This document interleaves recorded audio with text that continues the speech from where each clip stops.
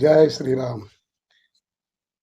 సీతమ్మ తల్లిని రావణాసురుడు అపహరించాడు. అయితే శ్రీరామచంద్రుడు సీతమ్మ కోసం అన్వేషణ ప్రారంభించాడు. రామునికి అన్వేషణలో సాయపడుతోన్న హనుమంతుడు అశోకవనం చేరుకున్నాడు. సీతమ్మ అక్కడే ఉందన్న విషయాన్ని గ్రహించి విషయాన్ని శ్రీరాముడితో చెప్పాలని తిరుగు ప్రయాణం అయ్యాడు. అతడు వెళ్ళేటప్పుడు సీతమ్మ ఆశీర్వదించాలని ఆశిస్తుంది.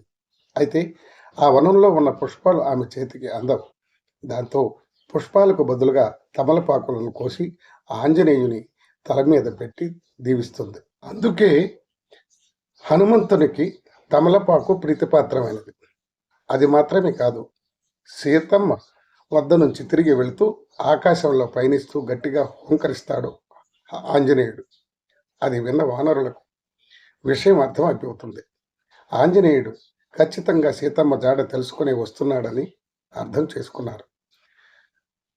అయితే వానరులంతా 1000 కళ్ళతో ఆంజనేయుడు కోసం ఎదురు చూస్తున్నారు. అతడు రాగానే తమలపాకుల తీగలతో సన్మానం చేస్తాడు. అది చూసి హనుమంతుడు ఆనందంతో పొంగిపోతాడు. అందువల్లే ఆంజనేయునికి తమలపాకుల మాలను వేస్తే స్వామి పరమానందం చెంది దీవెనలు కుమ్మరిస్తాడని అంటారు. హనుమంతుడు జ్యోతి స్వరూపుడు.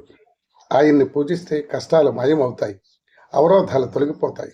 అందుకే ప్రతి మంగళ శనివారాల్లో హనుమంతునికి ప్రపంచవ్యాప్తంగా పూజలు జరుగుతాయి. ఆ పూజలు భాగంగా ఆయనకు ఎంతో ఇష్టమైనటువంటి తమలపాకుల మాలను సమర్పిస్తే మనోభీష్టాలు నెరవేరుతాయని భక్తుల విశ్వాసం. అది మాత్రమే కాక హనుమాన్ చాలీసాను సైతము పారాయణం చేస్తే సర్వసంపదలు సుఖ సంతోషాలు వెతుక్కుంటూ వస్తాయని హనుమంతునికి తమలపాకుల దండ వేసి పూజిస్తారు. ఈ తెలుసుకొని చూసి మీరు జై హనుమాన్ అని కామెంట్ చేస్తారని సబ్స్క్రైబ్